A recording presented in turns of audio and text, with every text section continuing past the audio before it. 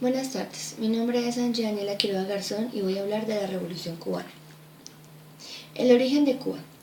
Fue colonizada en 1511, en esa misma época se funda La Habana. Desde esos años hasta 1898 duró la colonización española. Desde ese momento Cuba estuvo gobernada por una serie de presidentes y dictadores por varias décadas. A partir de 1944 la corrupción empezó a instalarse en el sistema estatal de la zona mencionada.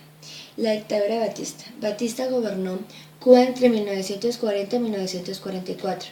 La Revolución de los Sargentos, 1952 y 1959. Golpe con ayuda de los Estados Unidos. Política del buen vecino. Primeros momentos de la Guerra Fría. Derrocó al presidente electo Carlos Prío Socarrós. Las características del gobierno de Batista fueron las siguientes: la corrupción y la ineficacia, donde las necesidades básicas de la población no estaban cubiertas. Batista conocido como el hombre.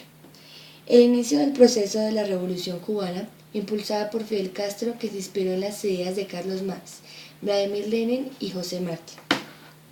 El inicio de la Revolución Cubana. Fidel Castro organizó el 26 de julio de 1953 el asalto al cuartel de Moncada en Santiago de Cuba. La segunda guarnición del país, una acción que sería el inicio de la insurrección popular para tumbar a la dictadura, pero su fracaso reforzó momentáneamente al régimen. Primer enfrentamiento militar con el ejército de Cuba al servicio de Batista. Fidel Castro fue condenado a 15 años de prisión.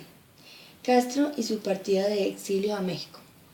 En 1955, tras una amnistía a presos políticos, Castro se exilia en México, donde funda el movimiento el 26 de julio. El Yategrama, 2 de diciembre de 1956. Fidel Castro y el Che Guevara, junto a 82 expedicionarios, movimiento del 26 de julio, desembarcaron en la provincia del Oriente, Sierra Maestra. Con apoyo del campesinado de la zona suroriental, crean el ejército rebelde. ¿Quiénes fueron los líderes de la Revolución Cubana? Los principales líderes de la Revolución Cubana fueron Fulgencio Batista, Ernesto Guevara de Serna, más conocido como el Che, y Fidel Castro. Entrada en La Habana, 1959. El 1 de enero de 1959 triunfó el ejército rebelde sobre Batista. Batista, antes de huir a Santo Domingo, República Dominicana, entrega el poder a una junta militar rechazada por Castro, quien ordena a las columnas del Che que se trasladen a La Habana, logrando la rendición del ejército cubano. El 8 de enero del mismo año, 1959, cambios en la presidencia. Castro entró en la capital cubana. Se nombró como presidente a Manuel Urrutia. Al poco tiempo, Castro se convirtió en el primer ministro. Desde ese momento ejercía control frente al nuevo presidente. Urrutia propone a Castro convocar elecciones, pedido que le significó la sustitución del cargo, donde lo sustituye Dorticos. Este nuevo gobierno, con la influencia de Castro como primer ministro, adoptó medidas radicales, como lo fueron la ley de la reforma agraria, entrega de tierras a campesinos, creación de un ejército nacional, alfabetización de la población, nacionalización de empresas extranjeras y bancos. Se inician acercamientos con la Unión Europea, Rusia. Hablamos de las etapas y las principales transformaciones: democrático popular y agrarista y antiimperialista, 1959 y 1961. La reforma agraria de Castro en 1959. Y la etapa socialista, 1961.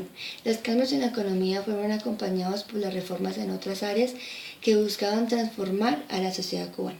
El gobierno estableció 2 áreas de prioridad, como lo era la educación y la salud. Se iniciaron campañas masivas de alfabetización. Se crearon nuevas escuelas y universidades, creciendo notablemente el número de alumnos y maestros. La economía en Cuba, las exportaciones de azúcar. La economía dependía de las exportaciones de azúcar, cuya producción y comercialización estaba controlada por compañías extranjeras. 11 empresas estadounidenses controlaban casi 1.200.000 hectáreas, que representaban el 47,4% de las tierras que eran de los cubanos. A partir de los años 60, el proceso revolucionario cubano estuvo caracterizado por la presencia de un régimen autoritario de fuerte contenido. personalista, marcado por el liderato y carisma de Fidel Castro, el antiimperialista y el nacionalismo que acompañó el discurso revolucionario hasta nuestros días, patria o muerte. Es la principal consigna del régimen, la opción del marxismo y leninismo, la integración del bloque soviético y las puestas en marcha de las políticas igualitarias, en un intento de construir el socialismo. Objetivo es el que todavía no se ha renunciado, pese al desmoronamiento del bloque del Este y al retiro de la masiva ayuda soviética. Las ventajas, como ya lo he mencionado, es la salud, la educación, donde se garantiza el trabajo para todos. Y las desventajas, concibe el ciudadano como un ente social sin individualidad ninguna, totalización del gobierno, suspende las libertades e impone la fuerza bruta, para que el hombre haga lo que el socialismo pretende, que trabaje y estudie y viva para la sociedad. Como los hombres que tratan de imponer el socialismo tampoco pueden dejar de ser como los hombres individualistas. Entonces, estos que ejercen el poder socialista se valen para vivir bien y sus familias, sin importar la cancerada sociedad. Se dividen las familias por ideologías encontradas. La sociedad se divide en los bandos, lo que está por el gobierno y los que comienzan las resillas entre amigos convertidos en enemigos, en un desastre social. Las relaciones internacionales, Cuba y Estados Unidos de América. En 1965, por mediación de la Embajada de Suiza en Cuba, los gobiernos de ambos países acordaron permitir a los cubanos emigrar a los Estados Unidos.